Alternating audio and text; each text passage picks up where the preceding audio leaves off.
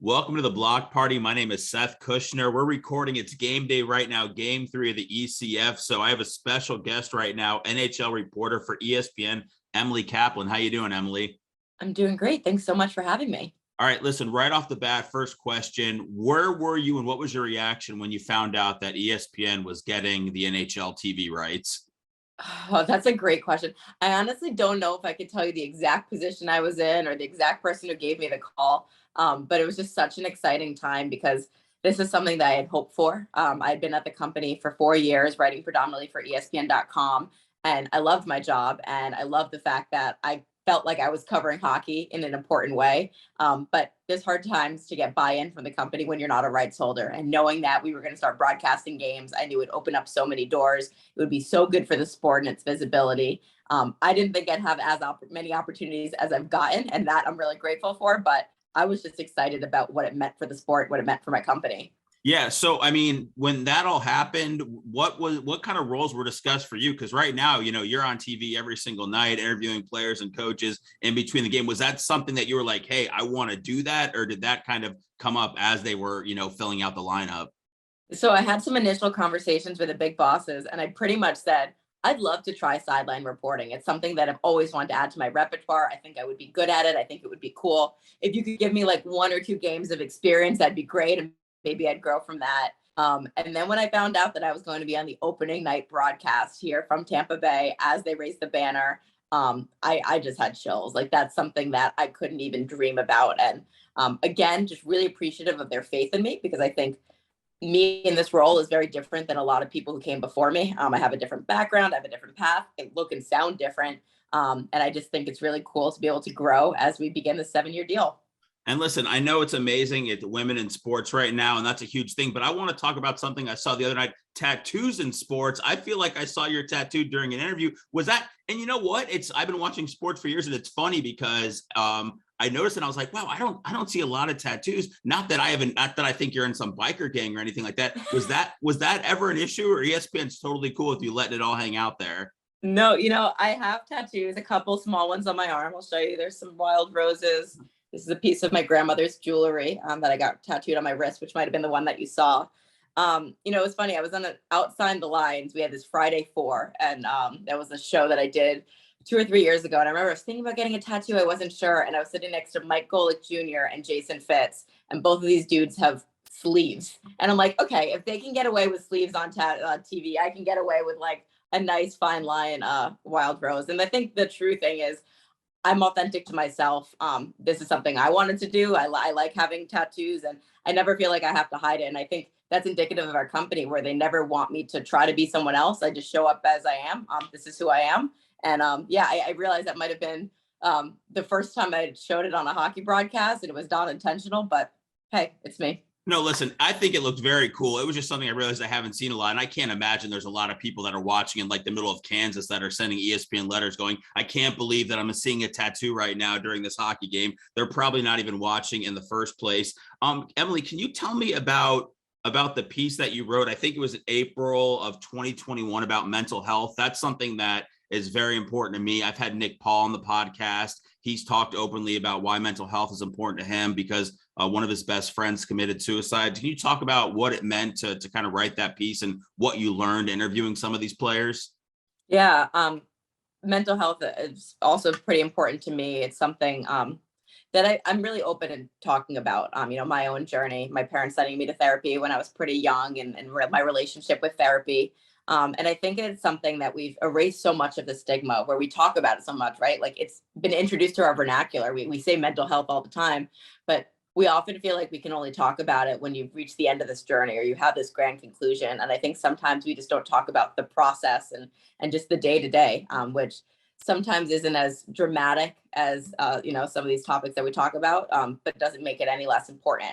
So I was really fortunate that I've developed enough relationships with guys in the leagues that they would talk pretty openly about it, with me. There was a couple guys that I knew that would open up. And one of the things that I learned is that they're really afraid to speak up about some of their day-to-day struggles because they feel guilty that fans are going to judge them saying, well, you're a professional athlete. You make millions of dollars. Like, get off your soapbox. Like, I don't care. And I think that's such a toxic mentality. And so I'm really grateful for the guys, one of them in the series, Tyler Mott of the New York Rangers, who just say like, yeah, like not every day is perfect. And sometimes getting out of bed is a struggle. And I have mild anxiety and depression. And honestly, I think most of our society has mild anxiety and depression. It's just about managing it and speaking to it. And so you can live your most authentic life and be your best self. So that was a really important article to me. And again, just really grateful for the guys being willing to open up. That was great. I appreciate you sharing that. So listen, you're in Tampa right now in between game days. Well, we're on game day right now. What are some of your favorite things to do in Tampa? And how does it compare to New York where you just were running wild? Very different. Both great hockey markets, of course. I love the arena. I love the setup of the arena, how we stay at the hotel right next door. This area has just grown so much. I've only been covering hockey this is my 5th year, and I've seen it grow. And I was saying it to Billy Jaffe yesterday. He's here with NHL Network. He's like, you should have seen it 20 years ago. Like it was nothing. So just walking along the water, getting a drink or a bite outside, pool time, the people, the food's so good. It's just a great vibe. And I feel like the second you land here in Tampa, like whatever stresses you have, whatever worries, like if you just sit down and soak in the vitamin D for a couple minutes, it all just seems to erase itself. Well, maybe I should do that because I have a ton of anxiety and I'm here all the time. So maybe I should live outside. Get that natural sunlight. It helps. We talked about having like anxiety, mild anxiety, depression. Everybody kind of has it. When you're about to go interview, John Cooper or somebody like in the middle of a game, I get anxiety because I'm like, oh man, they're losing. Is it not that his coach is going to yell at you on TV, but what's in your head as you're about to go interview, somebody that is potentially having a bad game?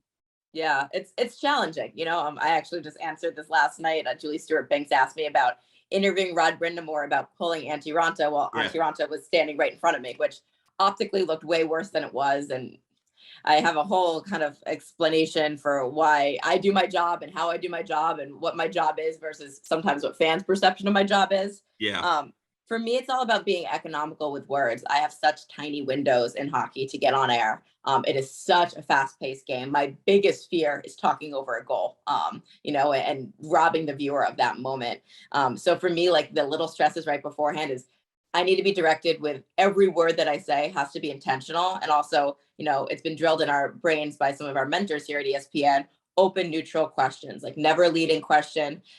For me, my philosophy behind questions is I'm just there as a vehicle. Like people don't really care about my opinion right now. I'm just there to get the subject open up because people want to hear what John Cooper has to say. They want to hear what Steven Stamkos has to say. So I'm cognizant of that. Sometimes I get a little bit of jitters. I think that's natural, but in this job, like any job, it's all about reps. And the more I've done it, just the more natural it's been. Yeah, listen, I've done 100 plus of these podcast episodes. I've interviewed everybody, including, John Cooper, and I get nerves. I got nerves sitting down before I talk to you today. When you talk to John Cooper, whether it's that or a press conference, something like that, how much do you enjoy that? I felt like when I sat down with him, I felt like he was just one of the coolest guys ever. When things are going well, when things aren't going well, I feel like he's kind of got the same demeanor. What's your take on when you get to spend some time with him? For sure. I think he's one of the best in the league at getting it. Getting it on a big picture level. And, sometimes it's uncomfortable to do media and a lot of guys don't enjoy doing it. It's not natural to them as hockey guys, right? Where you're conditioned to say the pronoun we or you don't even say the pronoun I. But John understands that to promote the game, we need to tell stories around the game and there's a connectivity to it. And we also need to explain the game. And so he's the best, like you said, no matter the situation, at being so gracious with his time, being so eloquent with his words. I feel like I talked about being economical with my words. Every time he speaks, I'm like, wow, like that was really thoughtful, or the way he framed that was really interesting. And I've been really fortunate because we do these in-game interviews, and I'm like, it's just going to be such a cinch to interview Cooper because I could probably just say 2 words and just let him rip, and he'll say something insightful. Yeah, that's what we love about John Cooper. So I shot you, not to be a creep. I'm sure you're very busy and you'll probably, check your Instagram later. I did shoot you a message because I wanted to give you a heads up on this question I was asking. And I've been doing a good job about filtering my DMs. This is why I didn't check. Well, maybe it got filtered out. It's totally probably it's okay. spam. I appreciate the heads up anyway. Go. But I sat down, I had a conversation with Belmar, earlier in the year, and I just found him to be incredibly insightful and just an enjoyable guy to be around. And I wanted to know, has there been anybody that you've got to spend some time with, any interactions or, anything insightful conversations that you've been able to have with players or coaches, during the last couple of years that really stuck with you? Yeah, well, if you ask about interactions that were memorable, I think the one people have remembered for me the most these playoffs was after a triple overtime game between the Penguins and Rangers when Louis Domingue comes in. He talks about having a great meal, and I just like, what did you eat? Like a pretty intense meal is like spicy pork and chicken, or spicy pork and broccoli. Pork and spicy broccoli. I can't even get it right now. It's became such a thing though, and it became like this whole cottage industry. So that was pretty fun. One of the things that I do is I thank players in their native language after I do an interview with them in game. It's something that I'm just so cognizant of the fact that they're putting in so much effort to do an interview in their second language. And it's really difficult to express yourself when that's not the first thought in your mind. And it's like the least amount of effort I can put in just to show that I'm appreciative. So every time I see a guy's face after I thank them, like Philip Petal, the first time I said Dekuye to him, which is thank you in Czech, the smile on his face was pretty special. And then, yeah, I've had a couple, really great features that I've been able to work on at ESPN this year.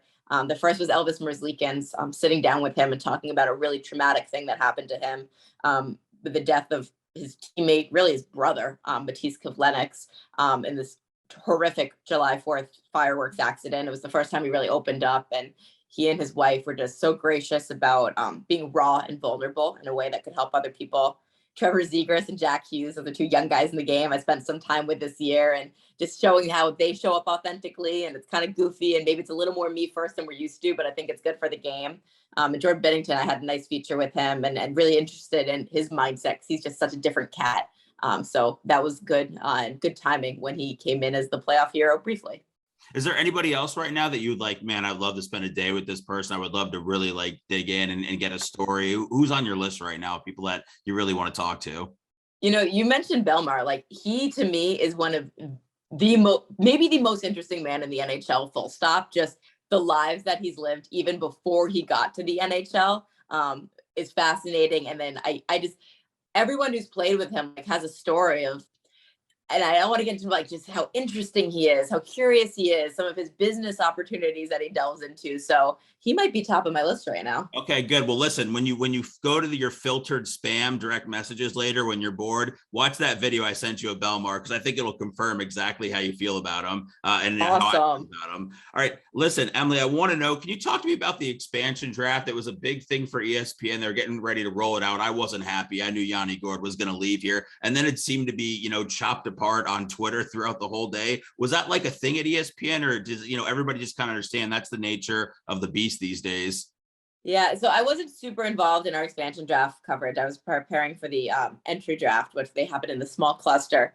I think that's one of those things where hockey coverage for so long, it was with NBC, and I don't want to just miss NBC at all, but when you're on ESPN, it's a different animal and it's different live programming. And we have this cottage industry where what happens on ESPN then comes onto our shows during daytime programming, becomes headlines on ESPN.com. Now that we have two rights partners and TNT as well, and Turner, there's just so much more expanded interest in the game. And these are things that happen in the NBA all the time. In the NFL, like draft picks get leaked, and it's just the cost of doing business. And I think maybe in hockey, just we weren't used to that type of attention. I don't think the league was super happy with it. I'm sure my bosses weren't super happy with it because it was our live programming event that we wanted to air as, with some element of exclusivity.